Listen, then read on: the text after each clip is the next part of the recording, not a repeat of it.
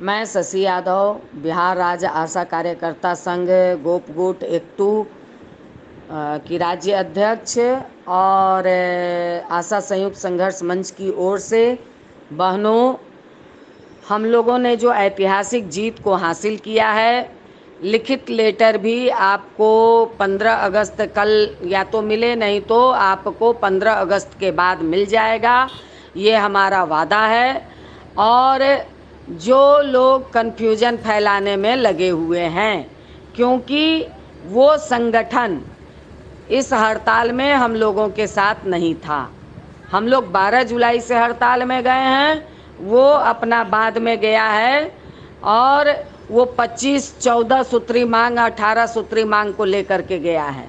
इसलिए वो संगठन खाने पकाने वाला आशाओं के बीच, फैसिलिटेटरों के बीच खाने पकाने वाला संगठन है। मैं इस बात को नहीं कहना चाहती थी, क्योंकि आप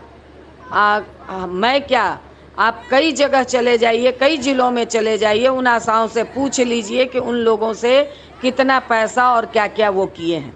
इसलिए इस बार हड़ताल में हम लोग उनके साथ नहीं लिए थे, वो साथ में नहीं था और इसीलिए वो अनाप शनाप बोल रहा है, कुछ लोगों से बुलवा रहा है।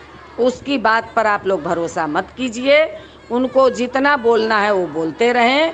आपकी ऐतिहासिक जीत है, क्योंकि उनकी दुकान नहीं चल पा रही है, आशाएं उनको इग्नोर कर रही हैं, आशाएं उनका विरोध कर रही हैं। नहीं तो आप लोग सोचिए कि पूरा पीएससी हड़ताल में था, बड़ी संख्या में आशाएं 3 तारीख को आशा और आशा फैसिलिटेटर आई हैं। इसलिए आप तमाम लोगों की ऐतिहासिक जीत है। आप लोगों को ये लग रहा है कि 2500 ही मासिक मानदेय हुआ है, तो वो 2500 मासिक मानदेय है। कई लोग ये बात को पूछ रहे हैं। बाकी जो आपका मद वाइज है, जो बाकी काम आप पारितोषिक वाला काम, प्रोत्साहन वाला जो राशि आपको मिलता है प्रसव में, बंध्याकरण में, वो सारी राशि, वो सारा काम आपका है। इसलिए वो भी पैसा आपका बनता है। इसलिए ये जो लग रहा है कि बस इतना ही पे हमारा रुक जाएगा, तो ये बात नहीं है।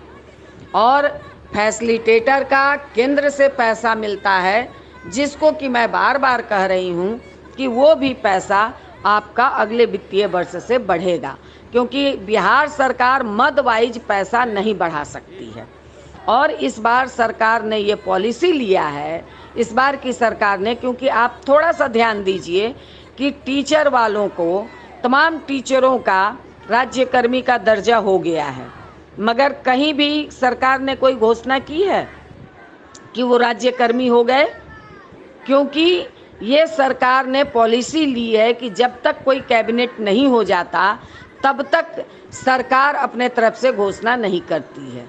इसलिए इस बात को आप समझिए कि नहीं तो शिक्षक लोग क्यों नहीं अलबलाते। जब शिक्षकों को ये पता चल गया कि सरकार ने आश्वस्त कर दिया कि हम तमाम टीचरों को राज्यकर्मी का दर्जा देंगे, तो ये फाइनल हो गई। अब कैबिनेट से पास होकर के आएगा, वो टीचर लोग राज्यकर्मी के दर्जा में शामिल हो गए। तो उसी तरह से हम लोग भी मानदेय कर्मी के दर्जे में, क्योंकि पिछला बार का मंत्री ने घोषणा कर दिया था पारितोषिक शब्द, इस बार के मंत्री ने इस बात को कहा कि हम मानदेय आपको देंगे। तो ये अंतर है पिछले बार से। और सरकार जैसे ही लेटर बना देगी, हो सकता है कि कल मिल जाए, नहीं तो 2 दिन। 15 अगस्त है, पूरा महकमा, पूरी सरकार 15 अगस्त की तैयारी में व्यस्त रहती है।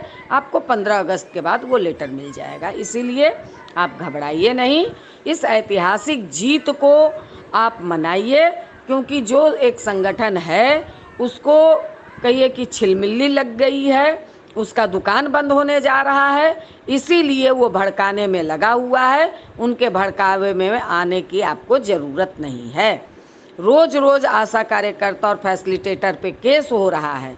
आप कैसे इसको आप ये कर सकते थे? बहुत ढेर सारी आशा कार्यकर्ता का केस हो गया है, और वो केस ठीक है सरकार वापस लेगी, मगर जो केस कोर्ट चला गया है, जो एफआईआर दर्ज हो जाता है, उसको आपको कोर्ट में ही जा कर के समाप्त करनी पड़ती है। इतना आसान नहीं होता है कि वो सरकार घोषणा कर दी और सारा केस वापस हो जाएगा। जो केस थाना में है, जो केस अभी चार्ज नहीं हुआ है, जो केस का जांच नहीं हुई है उसको आप थाना से मैनेज कर सकते हैं, मगर जो केस कोर्ट चला गया है उसको कोर्ट से ही आपको मैनेज करना पड़ेगा। इसलिए इस बात की, इस गंभीरता को आपको समझना पड़ेगा। इस बात को आप समझ लीजिए, और समझ तभी आपको समझ में आएगी कि हमने कितनी बड़ी जीत हम लोगों ने हासिल की है। सब लोग परिश्रम किए हैं, कोई नहीं है कि कोई परिश्रम नहीं किया, तभी आपको मानदेय शब्द मिला है, नहीं तो ये शब्द आपको नहीं मिलता। आप लोग जो कह रहे हैं सरकारी कर्मचारी सरकारी कर्मचारी, ये आप सरकारी कर्मचारी केंद्र सरकार का है, आप अपने बीसीएम से पूछिए कि वो सरकारी कर्मचारी हैं, वो राज्य कर्मी हैं, वो संविदा कर्मी हैं। अगली लड़ाई हम लोगों की होगी संविदा कर्मी की, अगली लड़ाई हम केंद्र सरकार से लड़ेंगे।